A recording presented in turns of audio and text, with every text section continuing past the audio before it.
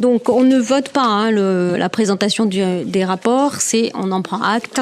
Et donc, on peut passer au point numéro 2, donc, qui est le pacte de coopération et de solidarité et la signature des avenants. Donc, comme vous l'avez lu dans la délibération, ce pacte de coopération et de solidarité conclu entre la métropole et les 24 communes permet tout simplement de travailler sur les mutualisations et les services qu'on peut avoir de mutualisation entre communes et avec la métropole pour bien sûr avoir un intérêt soit économique, soit d'intérêt à pouvoir avancer ensemble.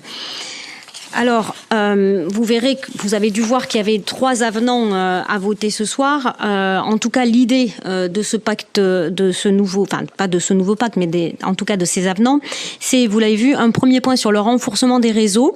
Donc les réseaux qui sont importants, notamment quand c'est des groupes de réflexion ou quand il y a des groupes de travail qui permettent de travailler sur des achats, par exemple, sur les groupes de réflexion sur les ressources humaines. Et ça, on sait qu'aujourd'hui, c'est vrai que ça peut être un vrai sujet quand on voit sur les recrutements et la concurrence qu'on peut se faire mutuellement, notamment sur la culture avec le réseau des référents culture, les groupes de travail thématiques, les solidarités, du juridique, les groupements de commandes, on l'a vu notamment avec l'achat d'électricité et de gaz notamment, et un point qu'on avait voté il n'y a pas si longtemps, je ne sais plus si c'était au dernier conseil ou pas, mais sur le référent déontologue notamment, qui permet de mutualiser ce déontologue.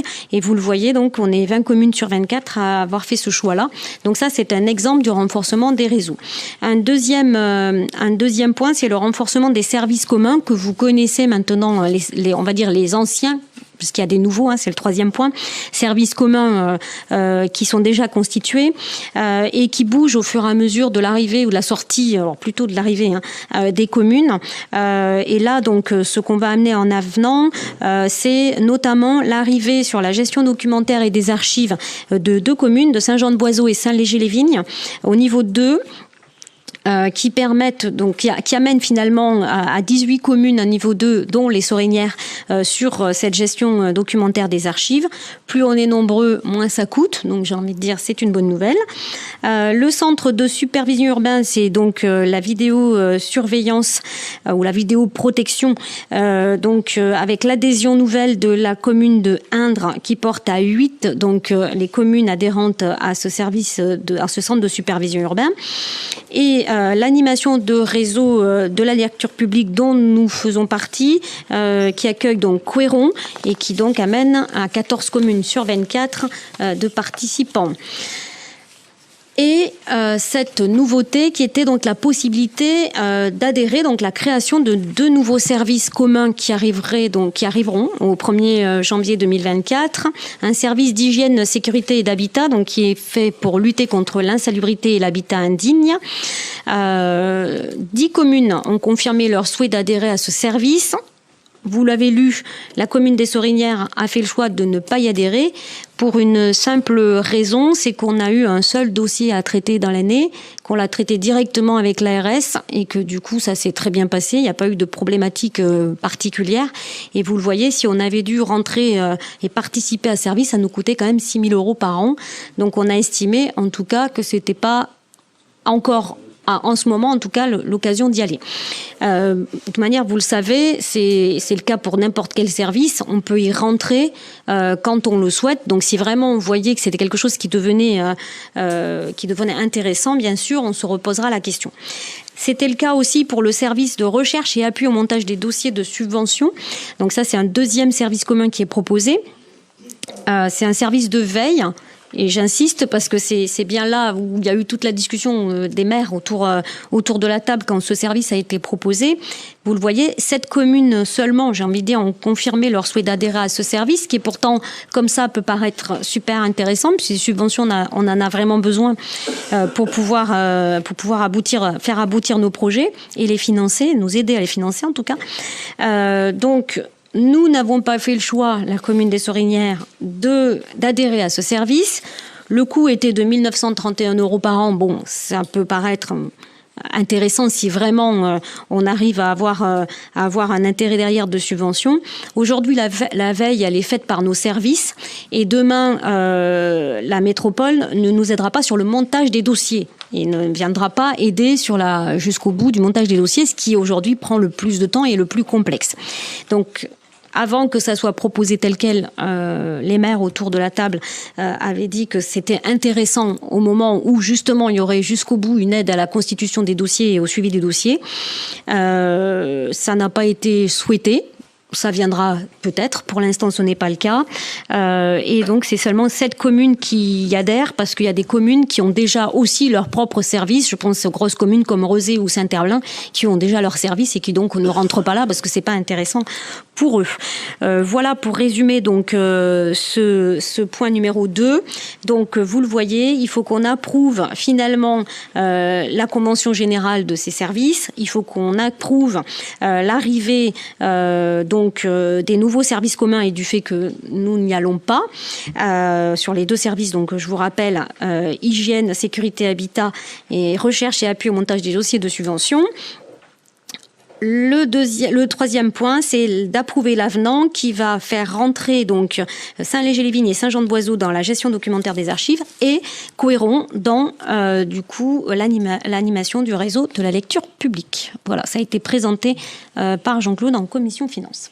Est-ce que vous avez des questions, des remarques sur... Alors, David et Muriel ou David?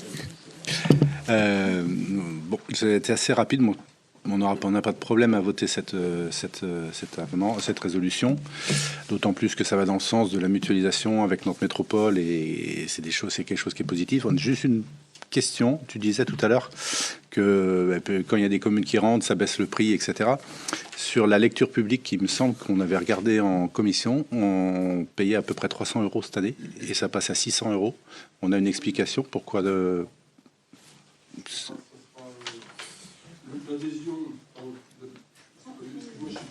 Oui, donc c'est un échange qu'on avait eu en commission. C'est pas le montant en lui-même, hein, c'est le fait qu'une commune arrive en plus dans le périmètre et qu'on double le prix. Donc c'est la question le pourquoi de ce doublement du prix. Vous aviez posé la question en commission ? Et j'ai pas la réponse. Donc on va aller la chercher. Je vais aller la chercher, je suis désolé, mais j'ai pas la réponse. Mais effectivement, ça a été posé en commission et ça semble surprenant que l'on puisse doubler le montant alors qu'on a une commune qui rentre.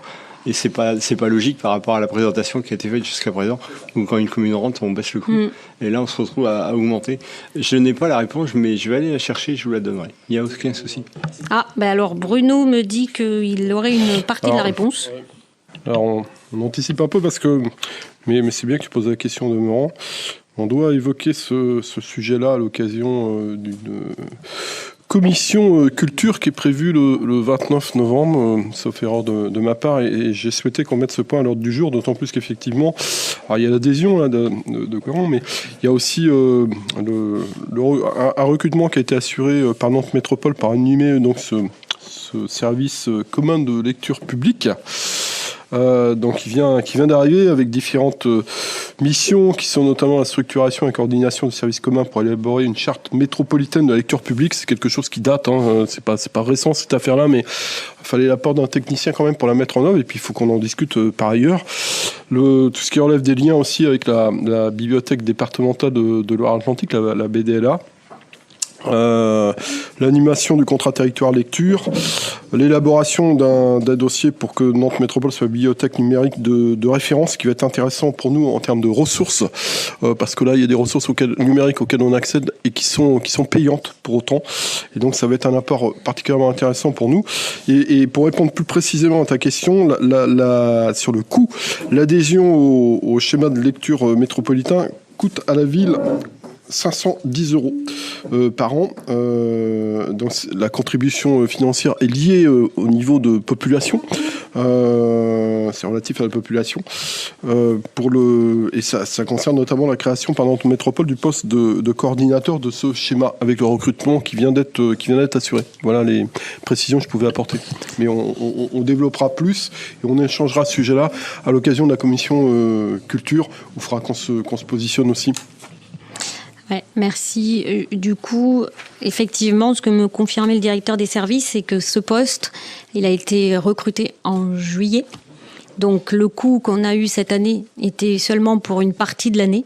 Et là, c'est pour l'année prochaine. Donc ça sera sur l'année, donc réparti évidemment entre tous. Mais pour autant, voilà pourquoi.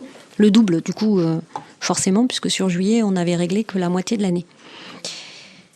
Mais ça rejoint ce que tu disais. Donc c'est l'arrivée de cette personne donc, au service. Muriel. Merci. Tu as abordé tout à l'heure j'allais dire la radioprotection, décidément.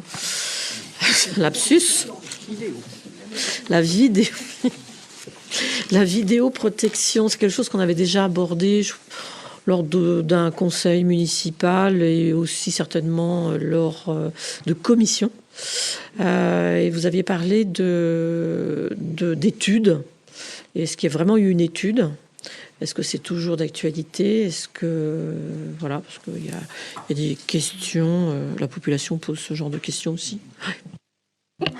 Alors sur le principe, on avait effectivement reçu la responsable, je ne sais plus si c'est toujours la même, en fait, du centre de supervision urbaine qui était venue, qui nous avait présenté en détail et le coût et on va dire comment ça se passe, les garanties de liberté, etc. Voilà. Donc on a eu cette information là. Pour autant, la majorité après discussion avait dit on n'est pas prêt, sauf sur nos bâtiments, à commencer peut-être à voir sur nos bâtiments si c'est quelque chose qui peut se faire. Moi je le dis en transparence là. Avec l'arrivée du CISPD, donc vous savez le nouveau voilà, merci. Voilà, merci. Ouais, enfin nous en tout cas on en avait pas, mais c'est ce qui permet aujourd'hui de travailler tous ensemble autour de la table. Quand je dis tous ensemble, c'est les 24 maires de la métropole et le préfet, les bailleurs sociaux, enfin, etc. pour parler de la prévention de la délinquance. Il nous a été comme ce service vient d'être créé. On a eu un diagnostic en fait et du territoire sur les incivilités, les problématiques du territoire. Combien il y a de policiers municipaux dans telle commune, combien il y en a dans d'autres, est-ce qu'il y a de la police, est-ce qu'on est en zone gendarmerie, enfin un diagnostic général, et notamment sur qui a donc des vidéos protection sur son territoire, liées ou pas au centre de supervision urbaine, puisqu'il y a des communes qui ne sont pas rattachées, qui peuvent très bien avoir sans être rattachées. Et c'est assez récent puisque c'était vraiment en tout début de cette année que ça a été créé. Et je l'ai dit à mes collègues, j'ai été assez surprise, non pas du nombre, parce que vous le voyez, le nombre qui sont rattachés finalement de communes à ce centre de supervision urbaine ne sont pas énormes, mais par contre aux communes qui y réfléchissent. C'est-à-dire qu'ils commencent à se dire, ok, mais qu'est-ce que ça veut dire et comment on travaille avec ça, où c'est qu'on met les caméras, comment on les met et combien ça coûte, parce que c'est un véritable coût. Enfin, c'est très très cher. Il faut malgré la mutualisation. Donc c'est vraiment quelque chose qui n'est pas fermé, mais qu'il faut vraiment réfléchir. Et je pense que clairement, ça se réfléchit déjà en nombre de caméras et au lieu des caméras. Et moi, en tout cas, ce que je peux dire là aujourd'hui, c'est peut-être qu'on pourrait commencer par voir ça. Alors, ça n'a rien à voir avec le centre de supervision urbaine, mais en tout cas, sur des caméras sur nos bâtiments, puisqu'on voit qu'il y a certaines salles ou certains endroits qui sont un peu plus plébiscités, j'ai envie de dire, que d'autres.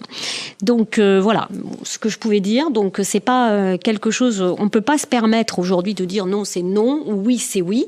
Je pense qu'il faut qu'on le regarde de près, et notamment avec ce nouveau processus, enfin, cette nouvelle instance qui est le CISPD. Ça permet aux élus, tout comme à nos agents, donc là je pense aux policiers municipaux, de pouvoir se mettre dans des groupes de travail et de pouvoir réfléchir à ce genre de choses.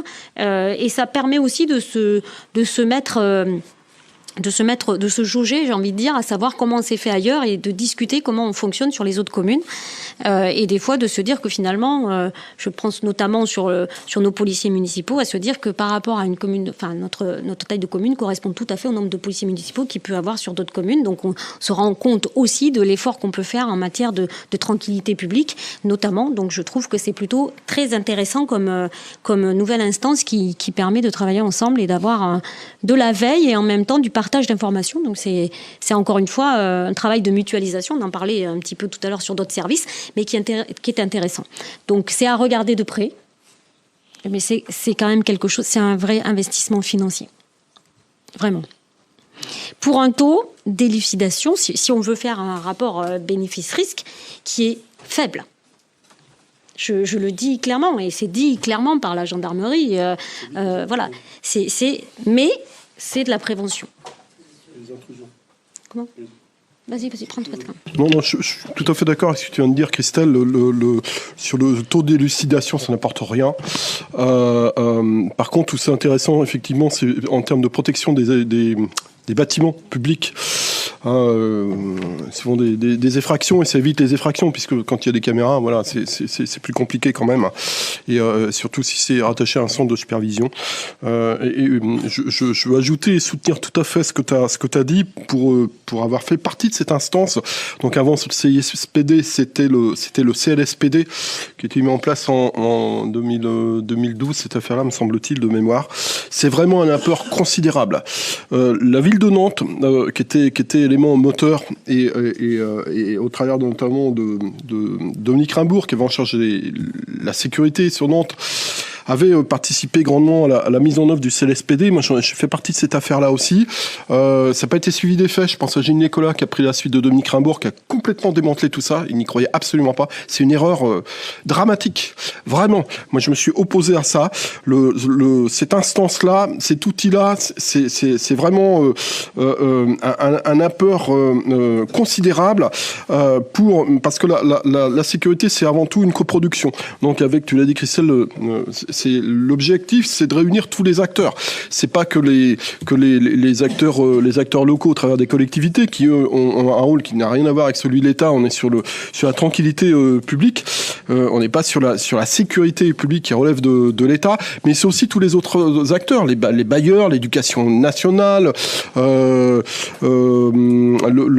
TAN, etc., etc. Et réunir tous le parquet, le PROC, bien évidemment, les instances judiciaires, réunir tous ces acteurs-là autour d'une table pour échanger sur des thématiques et des ateliers, c'est vraiment un apport pour prendre des bonnes décisions, des décisions pertinentes. Moi, je vois tout le travail qu'on avait fait avant, qu'on avait initié, avec une déclinaison locale à chaque fois par rapport à ce qu'était la dimension de la délinquance, parfois à l'échelle de micro-quartiers. On travaille à l'échelle de micro-quartiers. C'était considérable. Là, c'est vraiment, moi, je me réjouis vraiment de la mise en place de cette instance. Je pense qu'on en verra les résultats dans les mois à venir. C'est vraiment un outil de grande pertinence. Oui, ça permet vraiment, on a interpellé le préfet notamment, les maires sur les travaux d'intérêt généraux, par exemple. Où on se dit que on est tout à fait volontaire à pouvoir, je l'ai dit au nom des Sorinières d'ailleurs, de pouvoir accueillir des personnes qui ont une dette, on va dire, envers la société et qui serviraient l'intérêt public, enfin l'intérêt collectif. Donc ça, c'est quelque chose qui a été entendu où en fait c'était pas si évident que ça. C'est pas qu'on nous ait pas nous le proposé, mais c'est nous qui l'avons fait. Finalement, c'est quelque chose qui, à mon avis, va arriver assez vite parce que on a senti que les maires étaient assez volontaires et même intéressés par cette initiative qui a un double intérêt. D'abord, ça nous sert au quotidien pour nos habitants sur le nettoiement, enfin j'en sais rien ce que ça pourrait être, mais en même temps, dans un autre sens, c'est aussi permettre à ces gens qui ont fait à un moment donné un acte de délinquance de pouvoir participer à la vie de la cité. Donc moi, je trouvais que c'était intéressant et voilà, là on voit que ça permet effectivement d'avancer. Oui, Muriel, vas-y. C'est intéressant ce que tu viens de dire, mais je me posais la question, avec quels moyens d'encadrement d'un Alors, profil. Je sais pas. Parce que, forcément, enfin, moi, ce que j'entends, c'est que effectivement, c'est une très bonne démarche. C'est d'accueillir effectivement. Mais ça veut dire que ça va reposer sur les agents municipaux qui n'ont pas forcément. Il va falloir que une juridiquement il y ait quelque expertise, chose qui soit fait avec certainement avec le parquet, etc. Mais oui, parce qu'en termes d'encadrement, tu vois, après, côté pédagogique, on n'en est pas là, si tu veux. Mais il y a hein. cette volonté quand même des maires de dire nous, on est prêts à. Voilà, enfin. C'est déjà un bon début de réflexion. Mais là, j'ai pas ta réponse. Oui, j'imagine. Oui, David. Est-ce qu'on pourra avoir une restitution des échanges qui je sont pense intéressants? On devait avoir une commission de tranquillité publique à l'automne qui a été supprimée. Du coup, on pourra éventuellement le faire là. Je pense que ce serait intéressant d'avoir la restitution du diagnostic qui a pu être fait, des échanges qui ont lieu. On l'avait pas fait sur la dernière commission? Ça te dit rien? Non. Parce qu'il me semble que sur la dernière commission, j'avais déjà eu cette réunion-là. On avait parlé de la création du CISPD et globalement c'était ça. Et depuis, sauf erreur de ma part, il me semble pas qu'on. Après le document, je l'ai, il est en démat. Je peux vous l'adresser. Il n'y a rien de confidentiel. Okay. Déjà dans un premier temps, ça peut permettre d'en reparler en commission. Bien sûr. Oui, pas de souci. Okay. Je le note. Merci. Du coup, est-ce que on peut passer au vote du coup sur ce point numéro 2 qui donc s'abstient? Qui est contre? Qui est pour? Merci.